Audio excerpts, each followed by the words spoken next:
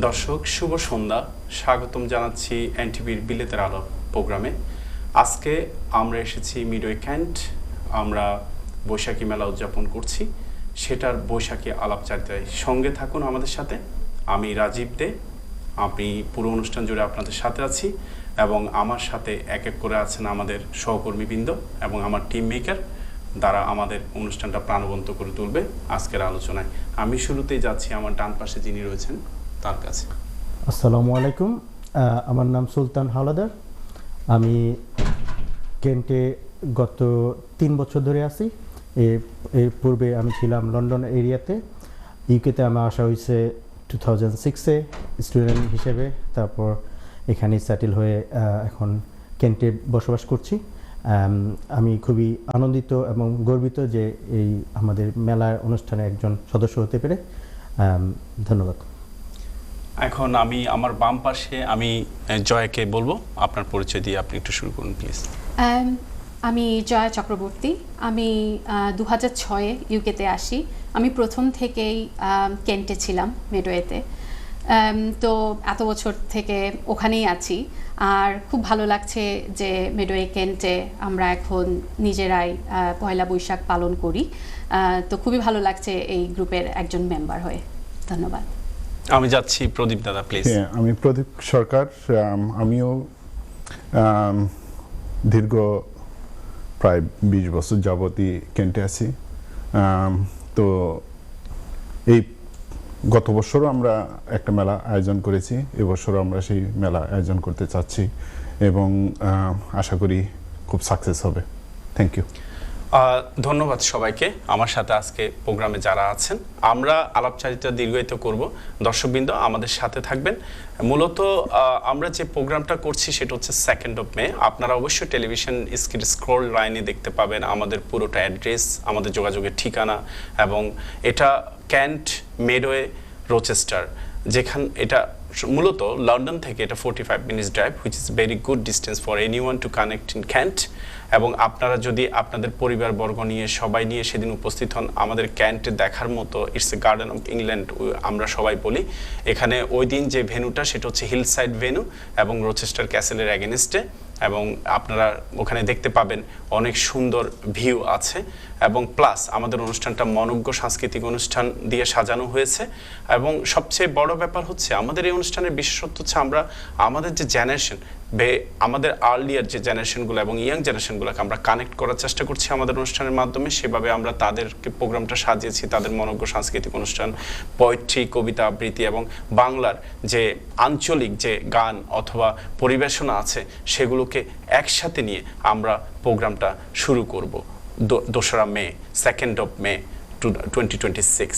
এখন আমি এক এক করে আমাদের যে টিমের সদস্যগুলোকে জানতে চাইব যে ওনারা পয়লা বৈশাখ সুন্দর বাংলা 1433 সাল আসছে, আমাদের 1432 বিদায় নিয়ে 1433 আসবে, কিন্তু পয়লা বৈশাখ বলতে আমাদের স্মৃতিতে রোমন্থন হয়ে ওঠে আমাদের ছোটকালের অনেক স্মৃতি বিজড়িত কথা।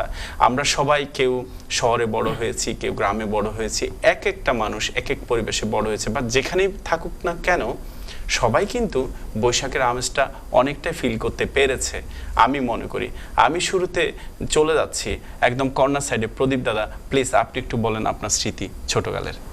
আসলে পয়লা বৈশাখ আমাদের জন্য খুবই একটা গুরুত্বপূর্ণ এবং খুবই একটা মেমোরেবল দিন। ছোটবেলা থেকেই ওই দিনটির জন্য আমরা খুবই অপেক্ষা করতাম। দেখতাম যে আমাদের একটা নতুন পোশাক পরবো ওই দিন।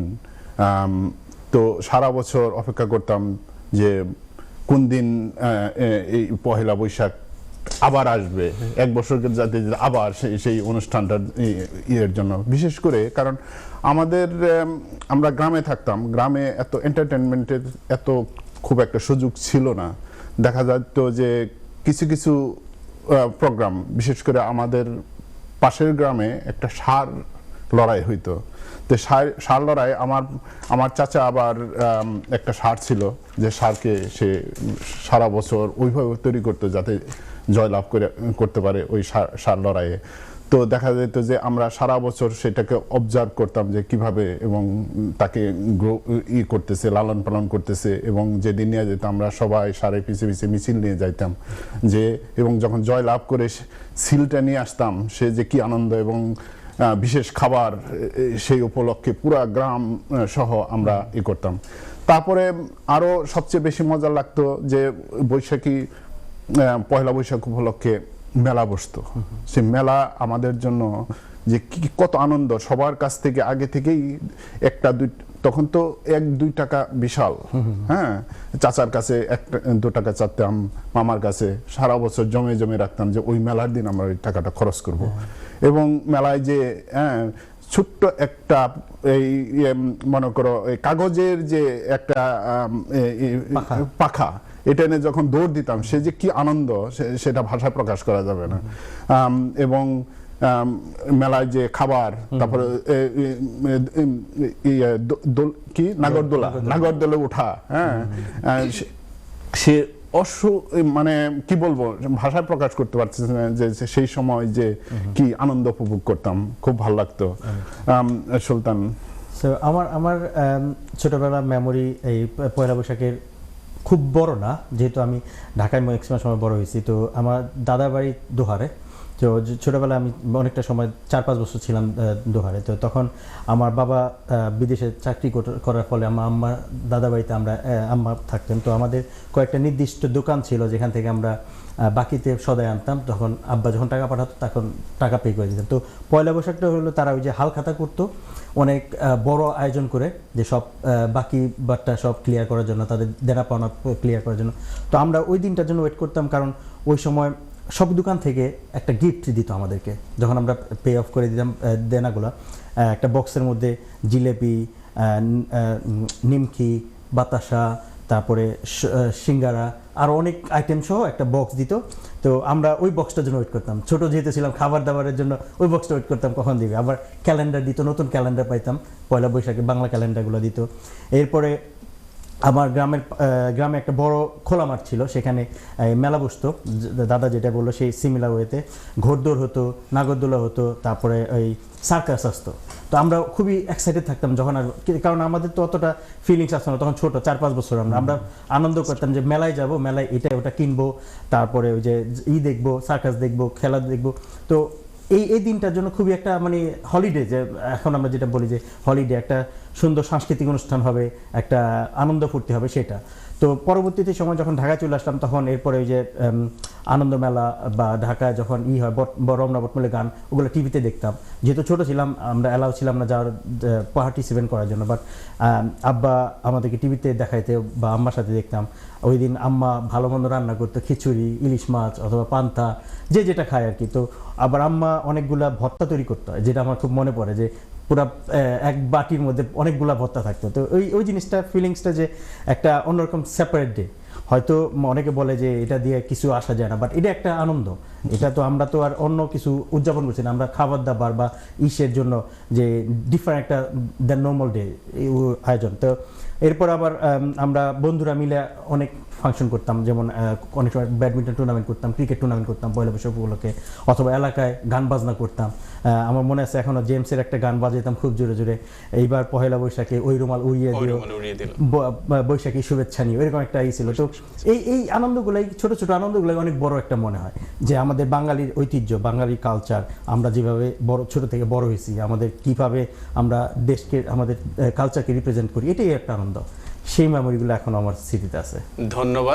ধন্যবাদ সুলতান ভাই। আসলে আমি যা দেখতে পাচ্ছি, আমাদের সবারই যে পরিবেশে থাকি না কেন, মূলত আমাদের সবারই সুন্দর একটা সময় কেটেছে শৈশবকে ঘিরে এবং পয়লা বৈশাখকে ঘিরে। আমি এই পর্যায়ে সুধী দর্শক, আপনারা টেলিভিশন স্ক্রিনের নিচে দেখতে পাচ্ছেন কোথায় আমাদের মেলাটা হচ্ছে। প্লিজ আপনারা নোট ডাউন করুন, আপনারা আসুন। এটাই হচ্ছে, এবং আহ্বান বাংলার যে চিরাচরিত রূপ, যেটা নিয়ে আমরা গর্ববোধ করি, সেটা নিয়ে আমরা আরো আলোচনায় যাব। এখন একটু স্মৃতিচারণের জন্য যাচ্ছি আমাদের জয়া চক্রবর্তীর কাছে, প্লিজ। থ্যাংক ইউ দাদা। ছোটবেলায় আমি বড় হয়েছি মফস্বল শহরে। তো সেই সুবাদে বাবা বিভিন্ন জায়গাতে ট্রান্সফার হতো, সেখানেই বড় হওয়া। তো সেখানে যে আমাদের রেসিডেন্সিয়াল এরিয়া ছিল, পুরো বাউন্ডারি দেওয়া ছিল, তো বাউন্ডারির ভিতরেই স্কুল থাকতো, স্কুল তারপর স্কুল কলেজ মেডিকেল সব কিছু। তো যেসব উৎসব হতো ওগুলো সব সেই বাউন্ডারির ভিতরেই হতো। সো পয়লা বৈশাখে যেটা মনে পড়ে যে স্কুলের একটা প্রিপারেশন থাকতো এই ডেটাকে সেলিব্রেট করার জন্য। যেমন গান বাজনার সাথে আমি ছোটোবেলা থেকে একটু ইনভলভ ছিলাম। তো সেই ক্ষেত্রে অনেক আগে থেকেই যে এসো হে বৈশাখ গানটার জন্য কোরাস রেডি করা, তারপরে হচ্ছে যে প্র্যাকটিস করা অনেক দিন ধরে, তারপরে ওটার সাথে কালচারালি অ্যাপ্রোপ্রিয়েট যে ড্রেসগুলো বা শাড়ি এগুলো পরা, তারপর বিভিন্ন নাটক হতো, স্টোরি টেলিং, বিভিন্ন প্রতিযোগিতা হতো। তো ওগুলোতে মানে অনেকটা সময় স্পেন্ড হতো। আর তারপরে হচ্ছে যে সব ফ্রেন্ডদের সাথে একত্রে সেই দিনটা স্পেন্ড করা, একটু ভালো মন্দ খাওয়া, যেটা ছোটোবেলায় মানে এটা খাবো সেটা খাবো, একটু ভালো খাওয়া হলে মানে কী যে আনন্দ। তারপর সবার সাথে দেখা হতো, একটু ভালো মন্দ খাবো। তো এসব এখনও মনে পড়লে মনে হতো যে ওই সময় যেটা অনেক বড় একটা জিনিস, হয়তো তখন ওভাবে ফিল করতাম না, কিন্তু এখন এটার যে মানে কতটা প্রেশাস মনে হয় দেশ থেকে আসার পর, যে এখনও চোখের সামনে ভাসে সেই দিনগুলি। এটা কি বলবো, আমি সুলতান যে বল হালকাথা, আমার বাবার ফার্মেসি ছিল, তো পাইকারি টাঙ্গাইল শহর থেকে আমরা হোলসেল যে মালগুলো নিয়ে আসতো। তো ওই হালকাতার দিন জন্য সবসময় অপেক্ষা করতাম, এবং বাবার সাথে ওই দিন বাবা নিয়ে যেত যেদিন ওই হালকাতার দিন, এবং এত সুস্বাদু খাবার, টাঙ্গাইলের মিষ্টি, নিমকি, এবং শেষে বিরিয়ানি তো তখন খুব একটা রেয়ার ছিল। তারপরে জয়া বললো যে ভালো খাবার দাবারের কথাটা, মানে ওই দিনই কিন্তু দেখা যায় যে গ্রামে আমরা সবাই মিলে একটা খাসি জবাই করব, হ্যাঁ, এবং সেটা একটা ভাগ নিয়ে খাবো, হ্যাঁ, সে অন্যরকম একটা মানে ওই স্মৃতি, সেইগুলা ভোলার মতো নয়। আমার একটা মেমোরি মনে পড়লো জাস্ট, আমরা যখন ক্রিকেট খেলতাম তখন একটা মিথ তৈরি করতাম আমরা যে পয়লা বৈশাখে যে ভালো খেলবে পুরো বছর ভালো খেলবে। তো আমরা নিজেরা কম্পিটিশন করতাম কে বেশি উইকেট নিতে পারবে অথবা কে বেশি ছক্কা মারতে পারবে। তো ওইটা একটাই থাকতো যে পয়লা বৈশাখে করবো, সারা বছরও ভালো খেলবো। সেটাই আমার বাবা সবসময় বলতো যে পয়লা বৈশাখ মানে প্রথম দিন ভালো মন্দ খাও, তার মানে সারা বছর আমাদের ভালো মন্দ খাবার একটা আসবে। আসলে সুন্দর আমাদের আড্ডা জমে আসছে। আসলে বৈশাখের আলাপচারিতায় দর্শক আপনাকে আবারও স্বাগতম আমরা জানাচ্ছি। এবং এডিং টু দিস, আমি প্রদীপদার কথা ধরে বলছি, আহ্বান বাংলার যে পরিচিত রূপ আপনি যেটা বলছেন, আমরা যখন একটা কবিতার ছন্দে আমরা খুঁজে পাই যে অবারিত মাঠ, গগন ললাট, চুমিত পদধূলি, ছায়া সুনিবিড়, শান্তি নিডে ছোট ছোট গ্রামগুলি, এই আহ্বান বাংলার রূপ থেকে যেটা কৃষক সমাজের আমাদের কখন থেকে হালকাতাটা তৈরি হয়েছে, যখন আমাদের কৃষক সমাজ আমাদের যে পণ্য বিক্রি করে তারা যে দানাটা তারা তোলার জন্য, তাদের যে দানাটা তোলার জন্য তারা বৎসরের একটা প্রারম্ভিক দিক থেকে হালকাতার আয়োজন করে, তারা যেন তাদের দানাগুলো বুঝে উঠতে পারে। এটা একটা স্ট্রাগলের কথা।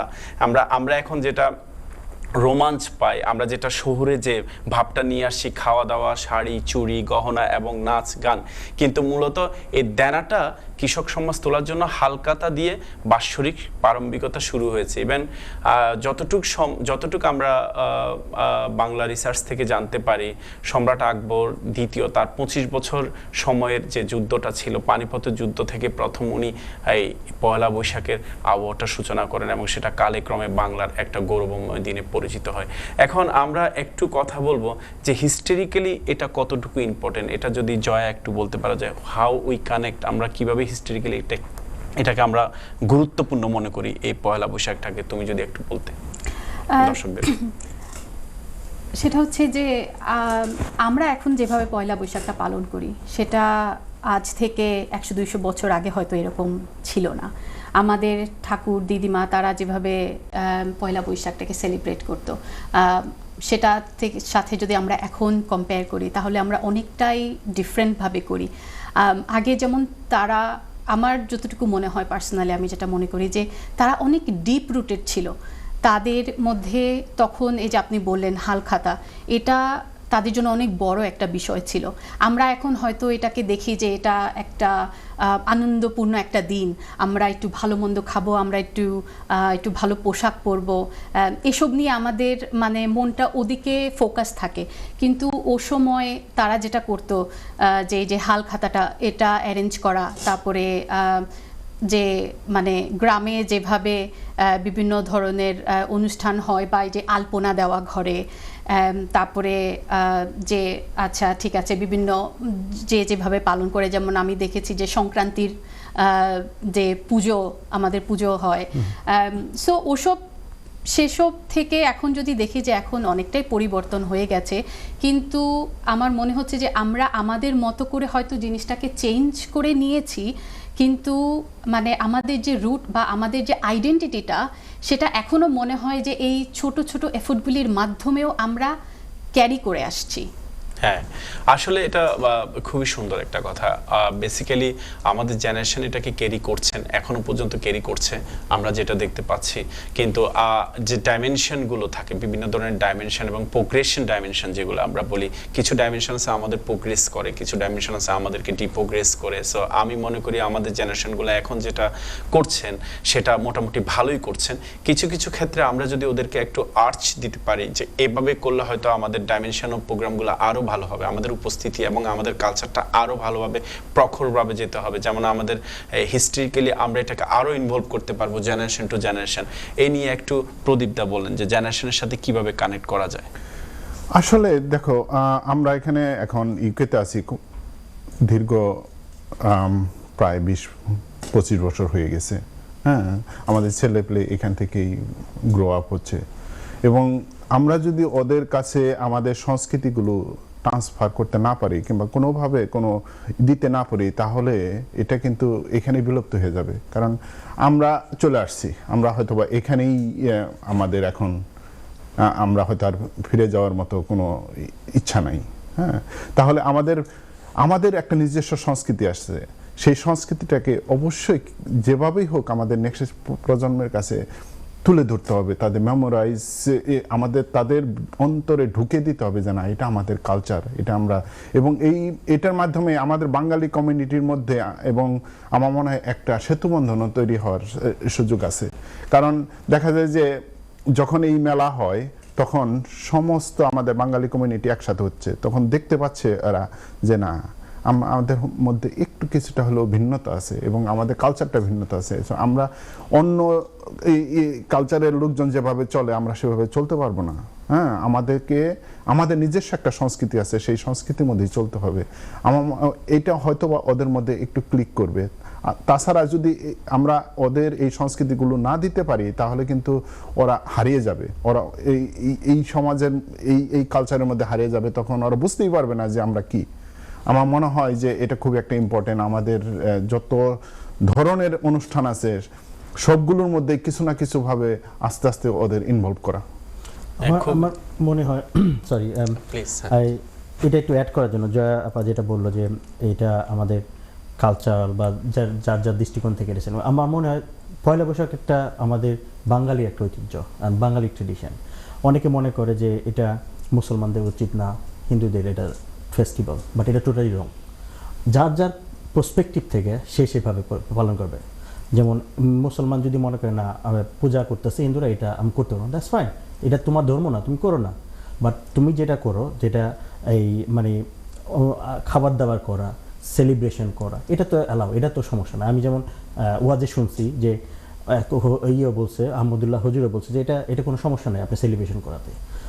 আমার ধর্ম যেটা আমাকে অ্যালাউ করে আমি ওই পর্যন্ত করব, আপনার ধর্ম যেটা অ্যালাউ করে ওটা করবো। এখানে কোনো কনফ্লিক্ট অফ ইন্টারেস্টে কিছুই নাই, কারণ আপনার এটা সেলিব্রেশন, আর কিছুই না। Thank you.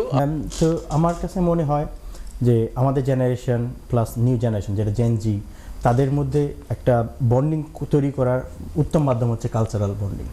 আমরা যেই সমাজটা পার করে এসেছি, যে ফ্রিডমটা, যে অ্যাভেলেবিলিটা এখন কিন্তু নাই। এখন তাদের হচ্ছে অ্যাভেলেবিলিটি হচ্ছে একটা রুমের মধ্যে কম্পিউটার অথবা game, Roblox, that sort of thing. খেলার মাঠেও যাচ্ছে না, ততটা সময় পাচ্ছে না। আমাদের হয়তো ব্যস্ততার সময়ের জন্য বাবা মা কাজ করে, বাচ্চারা ঘরে পড়ে থাকে। তো এই কালচারাল ফেস্টিভ্যালগুলো করে কি তাদেরকে নতুন কিছু শেখায়।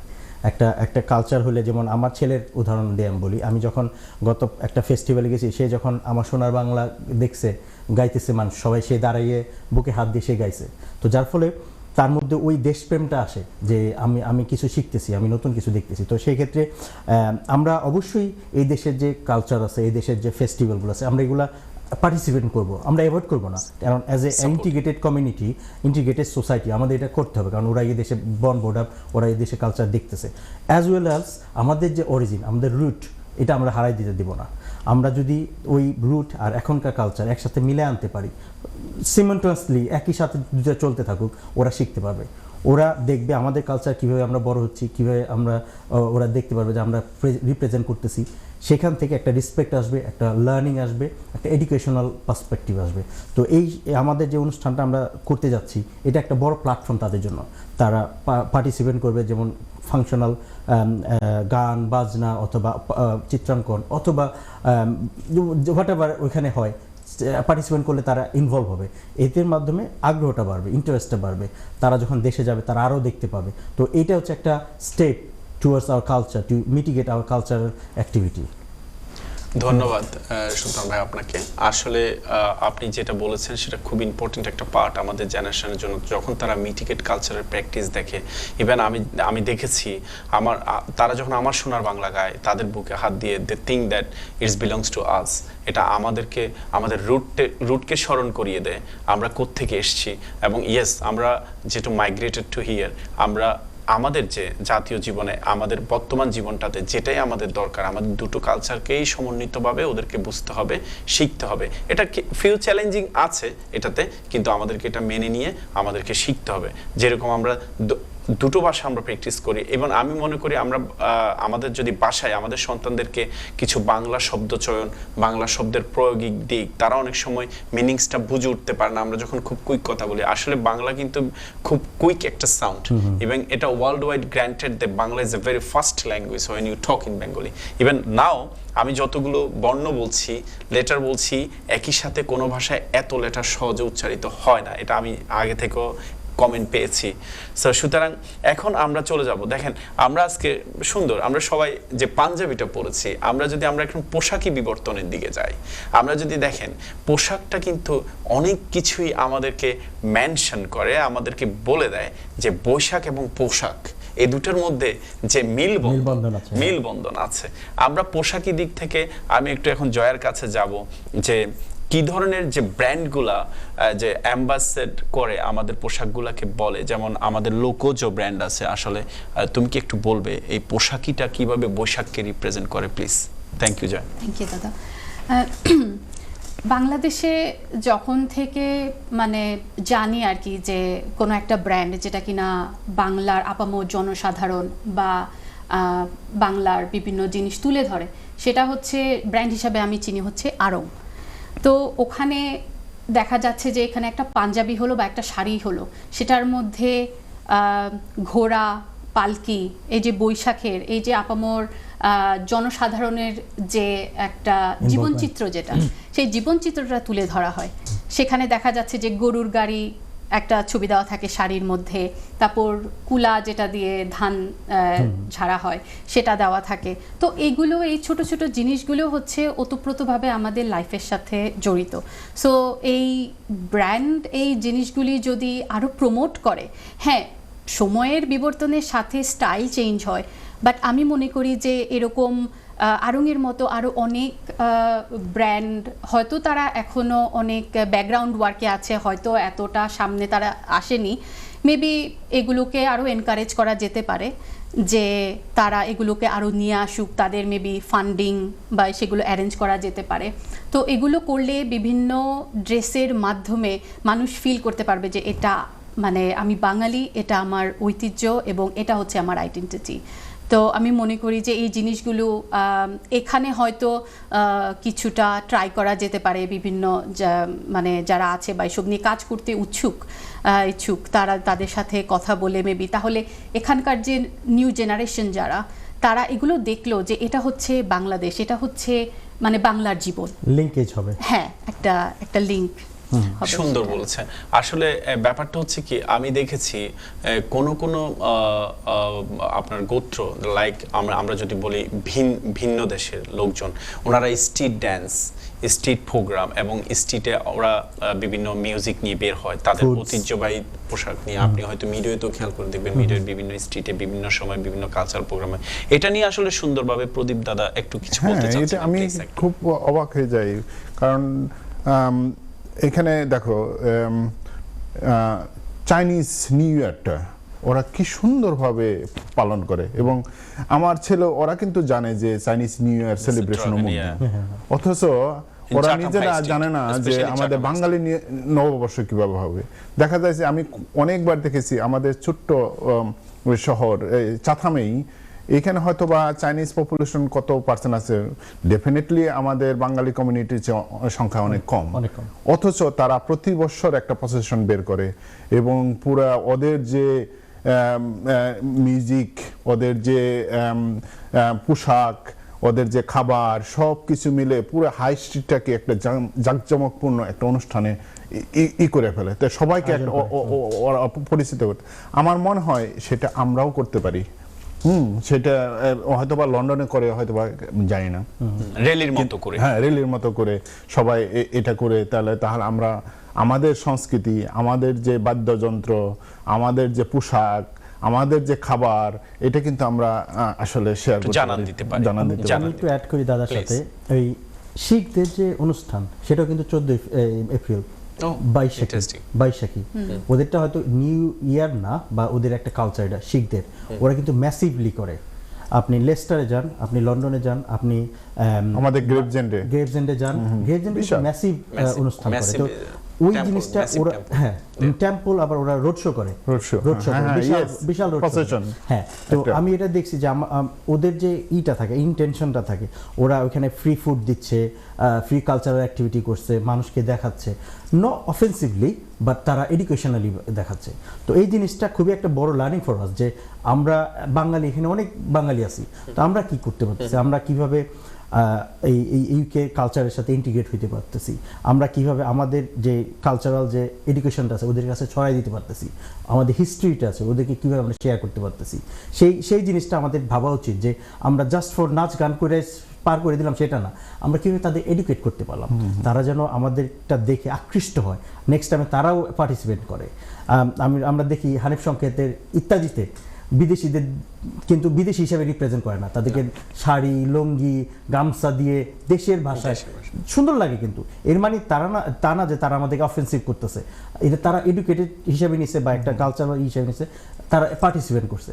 সেম ওয়ে আমরা এখানেও করতে পারি, আমরা আরও যারা লোকাল রেসিডেন্টস আছে তাদেরকে ইনভলভ করি, লোকাল যে বিজনেস আছে তাদেরকে ইনভলভ করি, আমরা যেখানে থাকতেছি তাদের, আমার নেইবার কি জানে আমার কালচার কি, আমার নেইবার কি জানে যে আমার কোনটা আমি লাইক করি বা আমার ফেস্টিভ্যাল কি, তাহলে তারা রেসপেক্ট করবে, তারা জানবে।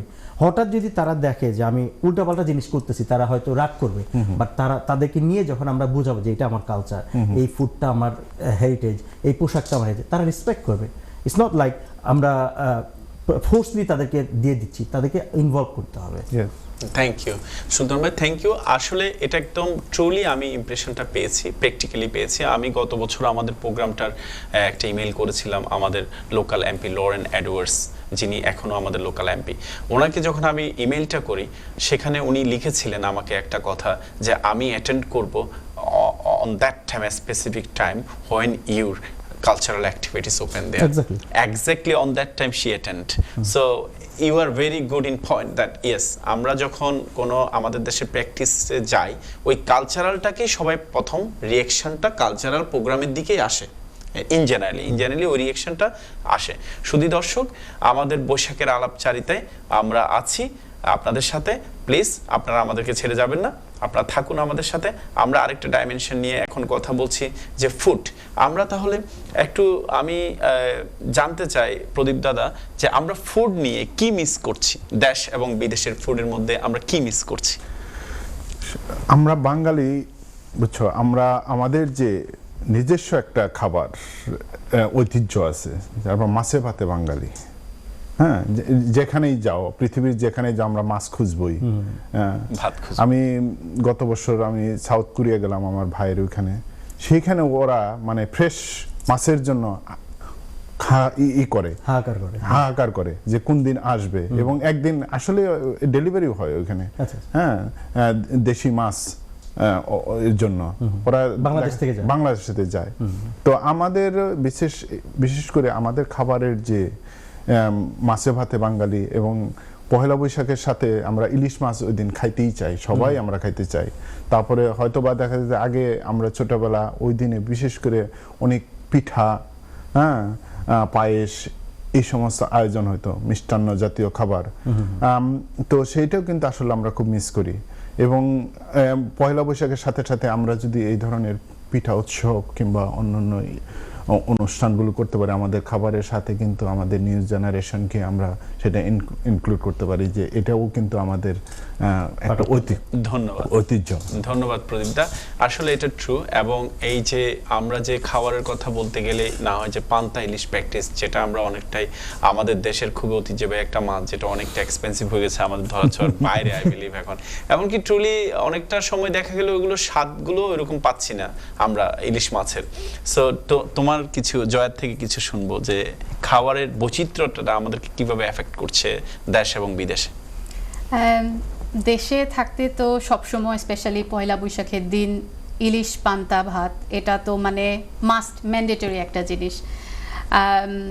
বাট এখানে অনেক সময় হয় যে বাংলাদেশে যেমন এই 14ই এপ্রিল এবছর যেটা পালিত হলো পয়লা বৈশাখ, এখানে হয়তো বাংলাদেশে ছুটি থাকে, এখানে ছুটি থাকে না। সো দেখা যাচ্ছে যে আমরা সেই দিনটাতে আমরা পালন করতে পারছি না, তো আমরা আলাদা দিন হিসেবে মানে যেটা ভালো হয় আর কি, তো সবার জন্য সেরকম করে আমরা অ্যারেঞ্জ করি। কিন্তু সেই যে মানে খাবার দাবারের যে একটা মানে সবার ইচ্ছা থাকে সারা বছরের, মানে স্পেশাল একটা আমরা মনে করি যে হ্যাঁ ছোটোবেলায় কীভাবে করতাম আর এখন কিভাবে, যেমন এই যে দাদা বলল পিঠা, পুলি, তারপর পায়েস, তারপর সুলতান ভাইয়া বললেন সিঙ্গারা, বাতাসা, নিমকি, এসব জিনিস এখানকার এই প্রবাসী জীবনের মানে এই ব্যস্ত জীবনে মনে হচ্ছে যে কোথাও না কোথাও এগুলি অনেক হারিয়ে গেছে। অনেক সময় মনে হয় যে বিভিন্ন ধরনের উৎসব বাংলাদেশে আমরা পালিত করতাম ছোট বা বড়ভাবে, যে যার যতটুকু সামর্থ্য সেই হিসাবে বা যার যতটুকু এক্সপোজার ছিল। কিন্তু এখন দেখা যায় যে এই ব্যস্ত জীবনের ক্ষেত্রে কখন কোন দিন আসে কোন দিন যায় সেটাও আমরা অনেক সময় ভুলে যাই। তো আমার মনে হয় যে মানে ফুড এটা এমন একটা জিনিস যে সেটার জন্য এখনো মনে হয় আমরা সেই হাহাকারটা থেকেই যায়, আমাদের ক্রেভিংটা থেকেই যায় সেদিনের এই স্পেশাল। তো আমার মনে হয় যে এই যে আমরা এই কেন্টে যে মেলাটা করছি, আমার মনে হয় এসব জিনিস আমাদেরকে সেই নস্টালজিয়াতে নিয়ে যাবে, আমরা সেই জিনিসগুলি মেমোরিটাকে ব্যাক করে নিয়ে আসবে। আমরাও মনে হবে যে আমরা আমাদের সময় ব্যাক করে চলে গেছি, ছোটভাবেই হোক বা যতটুকুই সম্ভব হোক। আমার মনে হয় যে এই জিনিসটা মানে সবাই হয়তো এটা ফিল করে। আপনি হয়তো দেখবেন যে মেলাতে মেইন আকর্ষণ থাকে কিন্তু ফুড স্টলগুলোতে, হ্যাঁ, যে সবাই ঘিরে ধরে ফুড স্টলগুলো, কে কত ডিফারেন্স ফুড আছে। কারণ আমরা অনেক বছর ধরে এখানে থাকি, এখানে সময়ের অভাবে সবাই ঘরে হয়তো পারে তারা বানাতে, কিন্তু হয় না। আর ওই যে আপনি দোকান থেকে কিনে আনবেন সেটা অথেন্টিক পাবেন না। আমি যেমন একটা উদাহরণ দিই, গতকালকে আমি একটা মুগলাই পরোটা প্যাকেট আনছিলাম খাওয়ার জন্য, আমি করে ওপেন করে দেখি যে ওইটার মধ্যে মুগলাইয়ের ডিমও নাই। তো ওই জিনিসটা মানে যে আপনি আনলেন একটা জিনিস খাওয়ার জন্য দেশের ঐতিহ্য হিসেবে, কিন্তু ওই পাচ্ছেন না। তো সেই ক্ষেত্রে যখন একটা ফুড মেলা হয় বা বৈশাখী মেলা হয়, ওইখানে ফুড অ্যারেঞ্জগুলো ওইভাবে দেশীয় স্টাইলে হয়, দেশীয় ঐতিহ্যটা আসে। হ্যাঁ, ডেফিনেটলি আমি এটা, কারণ যারা ওই স্টলটা দিচ্ছে তারা প্রফেশনাল কোনো শপ রান করে না, ওরা আসলে অথেন্টিক ভাবে ঘরে ওদের যে নিজস্ব যে প্রতিভা আছে সেটাই, কিন্তু ওরা কিন্তু আসলে টাকার জন্য না কিংবা না, হ্যাঁ, এবং নিজের যে একটা বানানোর যে আনন্দ এবং সেই অথেন্টিসিটি কিন্তু পাওয়া যায়। এই কারণে আর মেলায় গিয়ে আমরা কিন্তু সবকিছু খেতেও পারি না, কিন্তু দেখেও শান্তি, এটা আমরা মিস করতেছি। এই যে দেখা বিভিন্ন ধরনের খাবারগুলো, হ্যাঁ, বিভিন্ন ধরনের যে সুইট গুলো, এগুলো দেখলেও একটা শান্তি, হ্যাঁ, আর পরিস্থিতিটা আসতেছে, মেমোরি ব্যাক করতেছে যে কত ভালো লাগতো। আর এটাও একটা opportunity for other countries people or other foreign people, they can try our foods.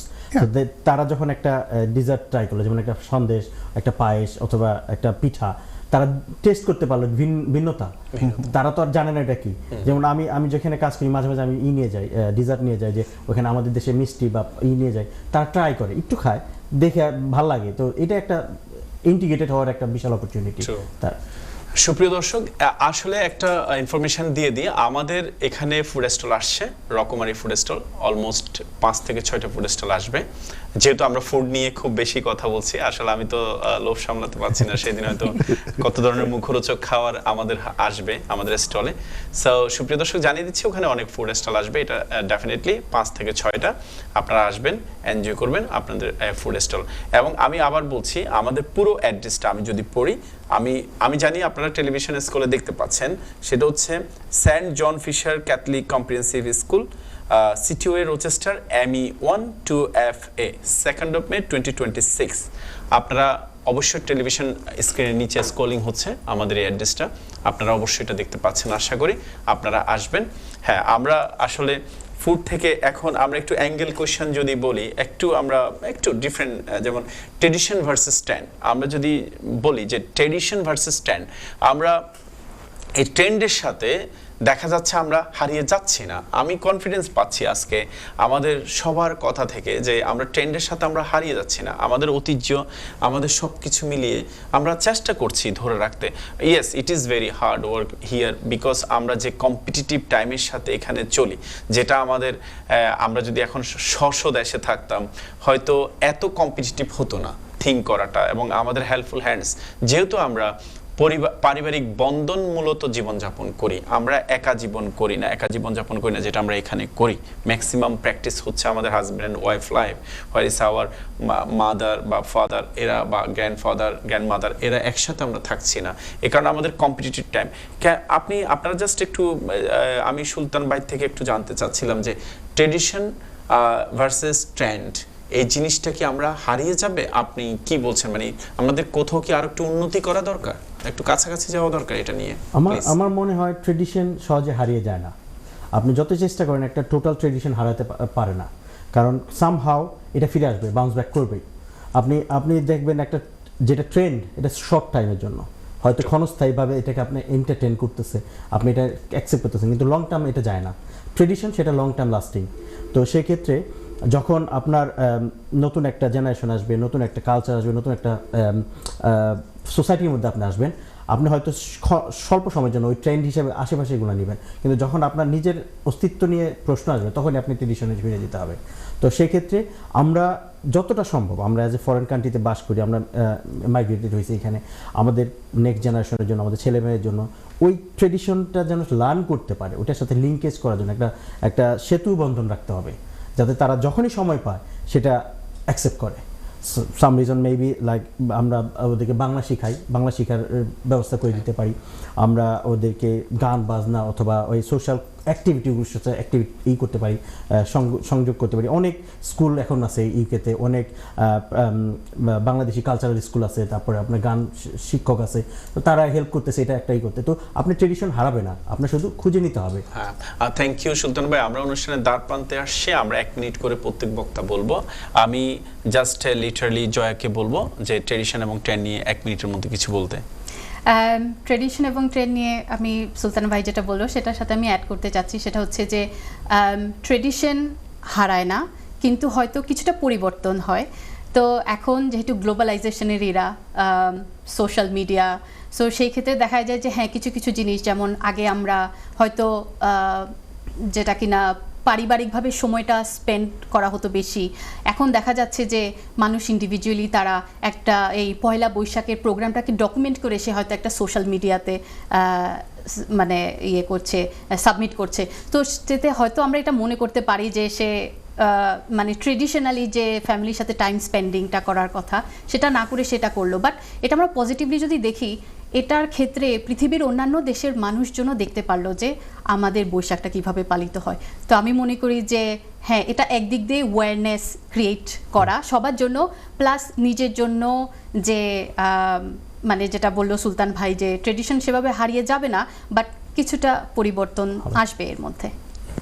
ধন্যবাদ দুজনকে। আসলে এটা ট্রু, একটা ট্রেডিশনকে আমরা যখন ট্রেন্ডটা ক্ষণিকের জন্য, tradition is always bounce back করে আমাদের পোশাক আশাকের মধ্যে, আমাদের রুচিবোধের মধ্যে, আমাদের পারস্পরিক জীবনবোধের মধ্যে ট্রেডিশনটা কামব্যাক করে। সো পয়লা বৈশাখ শুভ হোক। পয়লা বৈশাখ নিয়ে আমরা আনন্দিত, গর্বিত। আমরা পয়লা বৈশাখের লাস্ট কয়েকটা লাইন বলবো আমরা অনুষ্ঠানের শেষ প্রান্তে। প্লিজ আমরা গানটা একটু জাস্ট 2টা লাইন প্লিজ জয়া স্টার্ট করো, আমরা তোমাদের সাথে লিপসিং করবো এটা নিয়ে।